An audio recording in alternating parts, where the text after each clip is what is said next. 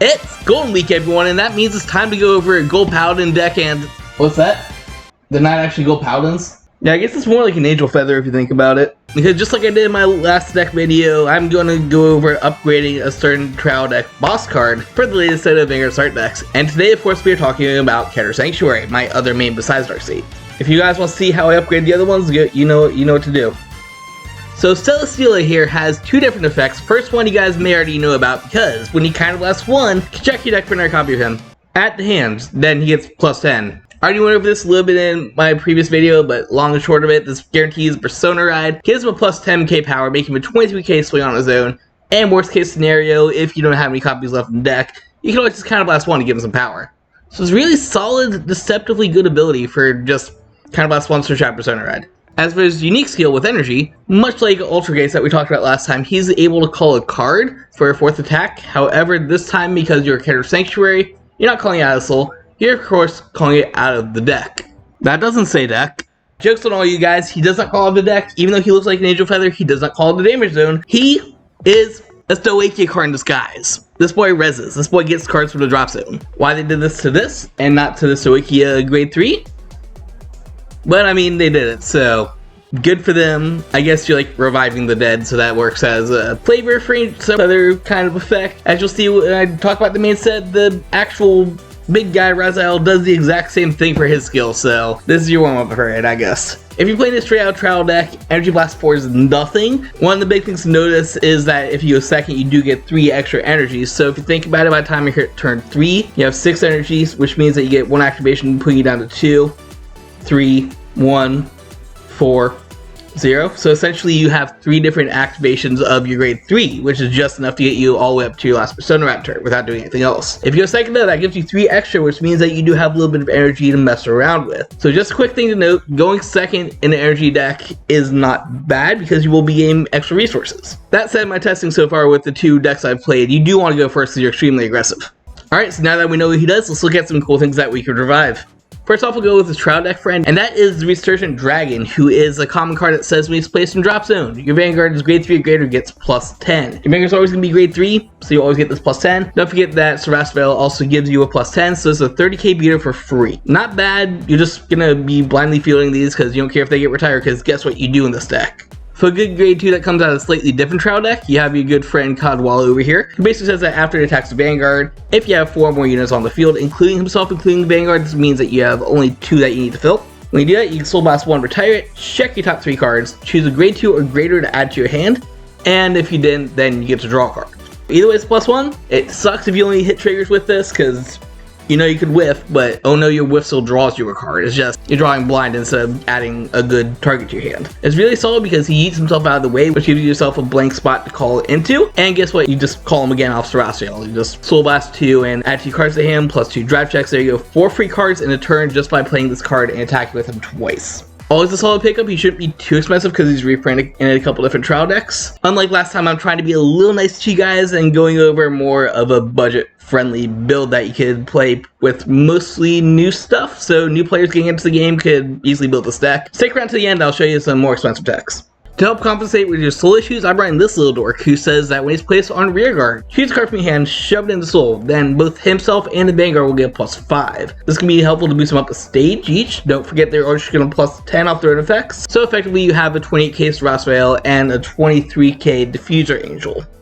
Both those good with defensive triggers, and of course this is on attack, so you're going to be able to refill your soul for your soul-based effects and get a soul power up on 2 units. Then for your final res target, I think we'll start talking about his specific support card, because of its second effect, which says that when this unit attacks, Soul Blast 1. Once again, you do need soul in this deck, so that's why I like Diffuser Angel in there. He gets plus 5 until in battle, making it 18k on its own, 28k if it's revived. And then if you happen to Soul Blast out of Sarevsael for that, your main Vanguard, you also get to either Counter Charge 1 or Energy Charge 3. So this boy gets you back your resources. Energy Charge 3 is almost enough to activate another Sarevsael, and Counter Charge is always pretty solid. That said, he also does have another skill, so let's go ahead and talk about that. So, Verillicore Dragon. When it's placed on rear guard from your hand other than during the battle phase, unfortunately this will not proc off Sarevsael obviously, but what it does, if you have grade 3 or greater with Sarevsael in its name, counterblast 1, look at your top 5, choose up to 1 grade 3 or less and call it, then shuffle your deck. Straight up Gold Paladin, check top X cards, call it a thing, always good. Great to fill your field. Good to counter the control deck because that's a 2-for-1 combo, which is always very nice. And just Counterblast 1, so far we haven't really been counterblasting for anything outside of himself and Sarevsael. Retire him by calling over him or whatever. Call another one out with Sarevsael's effect. You just combo loop. Like, basically at these combo-based bosses is just finding ways to manipulate your pieces. So in this case, you just want to get things in the drop zone to revive them for later. I haven't talked about Rideline yet. Let's do that. Dislow Wizardman, the Carrying Sage. When it's read over by the grade 2, you get to reveal top card of your deck. If it's a grade 2 or less normal unit, you can call it. And if you didn't, you can put it back into your hand, choose a card, and discard it. This is a slightly better but slightly worse version of my favorite Soul Ryron Rideline, where you get to guess your top card, and if you guess right, you get to draw it, and if you guess wrong, just goes to Soul. Forcing the reveal into adding it to your hand kind of sucks, because then your opponent's gonna know exactly what you drew, unless it's just like something threatening that you can use for later, like pull grade 3 or an order, I guess. But the discard is... Oh wait, actually, what am I talking about? This deck, I literally just said you want to discard stuff. That's good. You either call a card for free or you just discard a target for later. Not bad. Then Vanguard skill, which never matters, it gets +5. 13k. Look at him go. I guess you could run extra copies of him if you want to and just have 13k beaters / boosters. Always solid, but there's better ways to do it. Then he gets written by this cute chick, the Knight of Calamity. Swift Helm. Her helm is Swift. When it's read upon by Sarevsael, you can choose up to 1 grade 3 or less card from your hand, call it, and if you call a card, draw a card. Replace itself, calls anything, calls grade 3 or goer. Oh no, you can't call Bastion Prime. Very solid ability. Superior Call Draw gives you things on board. This Rideline gives you +2 if you think about it that way. Then if you have grade 3 or greater, Sarevsael gets +10 shield. 15k interceptor, 15k guard. Not bad. Once again, if you want to, go ahead and run extra copies of this. It's a 15k shield. Guard is good in a format where your triggers get you +10 anyways. To help manipulate your deck, I run one of my favorite grade 2 units that's been with us ever since our Lord and Savior Hexorb. And that is the Pentagleam Sorceress, who has this second ability right here, because the first one literally doesn't matter unless she's in the Rideline. When it's placed on rear guard, look at your top card, top or bottom. If you bomb decked it +2. You scry for free. You can do this also with the Cool Looking Dragon, but the Cool Looking Dragon's not as good, I don't think, because it lets you scry 1, then forces a second scry that forces the top deck, so and I guess you reveal your fate. Take your pick. I like this one because you get a +2, which matters sometimes. And it's Hex Orb representation. This new chick also kind of does that, who is a grade 1 unit, which says if you persona ride this turn, counterblast 1, once again a counterblast effect. Look at top 3 cards of your deck, choose up to grade 3 or less, call it, put the rest on bomb in any order. Then this gets +10. So it is act once per turn effect. Once she's on the field, she can do her thing. You do have to be on Persona Red. That's fine. You can honestly call this after you Persona Red, still do her thing because it is a once per turn ability. The only thing I don't like is it does force cards to the bottom. So if you saw triggers that you wanted to put on top, oh no. Still, once per turn, check top 3, call a card. Pretty good. Good new card. Make sure you pick up a place of these. They'll definitely be useful in the future. Of course, we have a lot of counterblast effects. So we're running an Unculate Angel here, who was supposed to be Youthberg's best friend, but turns out she's good in any deck that just rides every turn. And it says that if your Vanguard was placed on another grade 3, basically Persona Ride, countercharge 1, retire her, give your Vanguard +5, Soul Blast 1. I just read that all out of order. Soul Blast 1 and retire this unit to countercharge 1 and give your Vanguard a +5. That's going to make your Sarevsael a base 28 once again, because you'll do this on Persona Rad turn, +5. Oh wait, Sarevsael's effect, 38k effect for no reason. Countercharge good for all the effects that we have. Soul Blast kind of bad, but we do have ways to replace Soul. And you could just bring this back with Sarevsael if you want to make it a 28k attacker. Once again, Persona Ride plus his own effect. Anything you call it's going to be a +20. Perfect Guard. I have 4 in this build because this is trial deck friendly. I mean, do the math. You obviously take one out for Elementaria if you have the Elementaria. Then last couple cards. First of all, we want to talk about this thing, because I've never really mentioned her, even though she goes in a couple different decks. Basically, if your soul has grade 3 or greater, it gets boost. It gets +5. 15k, wherever you want to put it. 15, 25, Sarevsael, whatever. She's a good girl. I've honestly never run in anything, but it's a good card. Triggers. I know I just said we're making it more budget, but look at the effect triggers. Don't worry about it. You can get them at some point. I'm pretty sure they're going down. With all the reprints I've had recently, I'm sure that you can find them for not too expensive. Doing 8 crits in here, of course. A lot of booms. I'm playing this very aggressively, so you want to hit them hard and hit them fast. Cool. There's 4 heals. You run effect heals if you want to. Draws. I just think you need pieces. I just think you need pieces in this deck. Then for the overtrigger here, we are running the Keter 1 just because that's the easiest one to get, and on turns that you get it, you just pop off, giving your field the ability to drive check. Once again, Keter is one of those nations that benefits from all the other ones, so if you want, you could run red if you need another attack, or you can run blue if you want to recover a card back from your drop zone. I just think that recovering from drop zone isn't really the best in the deck. That's entire gimmick is just calling out cards out of your drop zone. Take your pick. Red and blue are also being reprinted this set, so hopefully the cost goes down a little bit, but I mean, if not, you already have a good one. You just gotta make sure you have a field. Then the last card in here is this Order, which is another card I never talked about, and it is Mine as Your Country's Foundation. Discard one card from your hand. So, you choose one of your units that's being attacked, +5 until end of battle, of course, and you choose up to any amount of heal triggers in your drop zone and call them to Guardian Circle. It's funny. It's like a reverse G-Guard, because like in G-Guard you discard a heal to activate the cool thing, and this one you discard a card to get the heals back from your drop zone. Huge heal potentially, like with 4 heal triggers you're looking at a +60k, and they just go back anyways, so you don't care about it. And +5, so 65k shield for a discard one. It's basically a perfect card against anything except for Nova Trigger. Not bad. Obviously you run Elementaria over Perfect Guard if you need to, but without Elementaria you still have 2 really good defensive options. That's my deck code. There it is. I found the deck code. 19, My Hero Academia. Wait, hold on, does that mean I have to get, hold on, there she is again. She was there the whole time. So that is Sarevsael, Mega Colony, Angel Feather, Gold Paladin looking guy, version 1.0. We're about to get 2 more. What do you guys think? Are we able to fully utilize Keter in this basically just call card from drop zone deck? Is the next Grand Grace? No, it will never be a Grand Grace. Well, it kind of is a Grand Grace. It still gives you 4 attacks by calling cards specifically.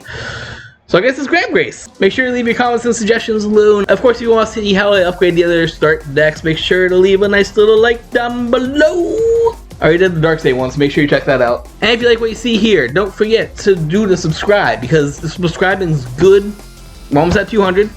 That'd be awesome to hit 200. And if you like what we do here, make sure to check out my page on TCG Player, or grab some Raise Energy drink using code SkyRidge so I can afford to get more of these trial decks to show the cards off and demo with them, because oh my god, they're expensive, Bushy Road. But until next time, thank you for watching. Don't forget to subscribe if you enjoyed, because we're so close to hitting 200. And always embrace the... Tricked you. I told you. Stick around to the end. I'll tell you about some upgrades. What do I have in here?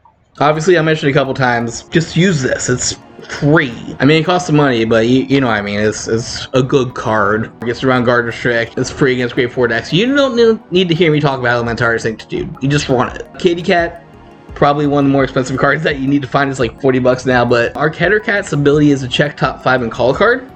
Boom, once again, field refill and very Gold Paladin-y. Of course, it's 20k shield to double up on. Solid. Your Rideline doesn't matter. You could easily run 2 if you can afford them. More soul filling. Angel Boy. This puts a card back in your soul and then gives you ability to check top 3 for a copy of the card that you just put in the soul and Spirit Call it. This potentially gives you a 5th attack if you're lucky with it, but in my experience, you will always whiff on this card. So I mean, just think about it as a way to soul charge. I was recommended this guy. Not really a fan of it, because it is another thing that you use Counterblast on, where I can much rather use Counterblast on something else. The Grade 1 Dragon Tree Wretch. You ignore the first effect because that doesn't matter in the non-Dragon Free deck. But basically, whenever a card's called in the same column as him, Counterblast 1, once per turn, and then you're able to draw a card. So it refunds the card that you call in front of him by letting you draw a card, dig through your deck, all that fun stuff. I just think there's better ways to use Counterblast on, but there are people that run this. If you want to run it, go for it. Last thing, I guess, the cycle cards. You discard 1. This helps you look through the top 2 cards. You get to add 1 to hand. The other one goes top or bottom. Very good scry. Of course, she has the discard to draw card thing, because they all do that. I know everyone's going to be going all over the new energy cyclers, and if you want to go for it, I love that they let you draw a card on guard so you can like filter into like maybe drawing a perfect card that you need or something like that. But they cost energy. Your boss uses energy in this deck, and you have a couple other things using energy, so I don't know if they're worth it in this build particularly, or if I'd rather just Soul Blast 1. I think I'd rather just Soul Blast 1, because your Rideline doesn't really matter after you use them. And then after that, you just Color Counterblast 1, Scry 2, add 1 to hand. Really solid. Guess what this last card I'm going to talk about is.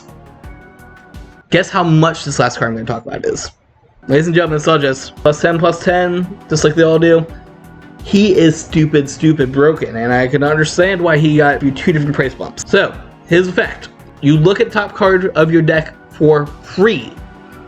That's not included with the rest of his effects. That's like the first part of the cost. So you don't have to worry about the rest of it. You can just scry a card if you want to. So you either top deck the card, because defensive triggers or whatever, or you know, you're mid-battle and you're going into some multi-attack shenanigans, or you just put it in the soul, refilling your soul for all your soul blast costs. Not bad. What you do with it afterwards though, you can counterblast after you do this effect. Do a couple of different things. Both of them involve you getting freaking swole. First of all, your opponent's Vanguard is 14k or greater, aka either a Dragon Tree, MLB, or they just hit a defensive trigger. You're able to gain the power that the Vanguard currently has. Let's break this down real quick. Say the Vanguard is a 23k, is just normal Vanguard, they happen to hit a defensive trigger, cool. He's gonna use plus 10 from the defensive trigger, so he'll automatically be a 23k. Then he gains that 23k that the opponent has, so he instantly becomes, for Counterblast 1 and a Scry or whatever, 46k on his own. That's stupid powerful, and this is like outside of any other buffs that you get, so super good right there. I can stop reading, but he does have one effect, of course, if you remove their over trigger. That is, choose one of your other rear guards in the front row and give it plus 15. Admittedly, this kind of sucks in comparison to some of your other over trigger removing skills, but hey, if you use them as one of your earlier attacks for some reason, you can power up your Vanguard or your last rear guard unit that hasn't attacked yet. I don't know, honestly, there's better implications of this guy for his last ability, just like that one.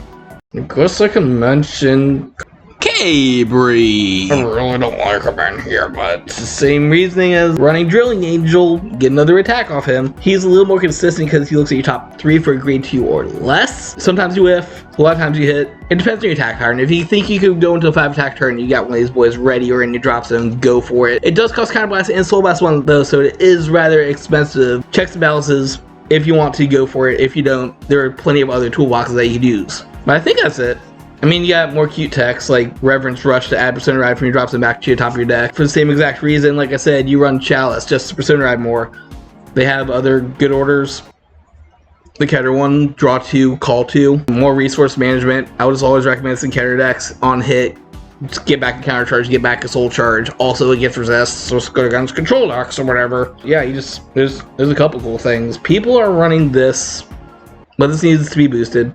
If you do it, because the soul countercharge 1 is better counterchargers though. Okay, for reals, we're gonna end the video here. Thank you for sticking around till the end. If you made it all the way here, make sure to comment Ivysaur. There's an Ivysaur right there. If you made it to the end, make sure you comment Ivysaur. But until next time, always embrace the infinite.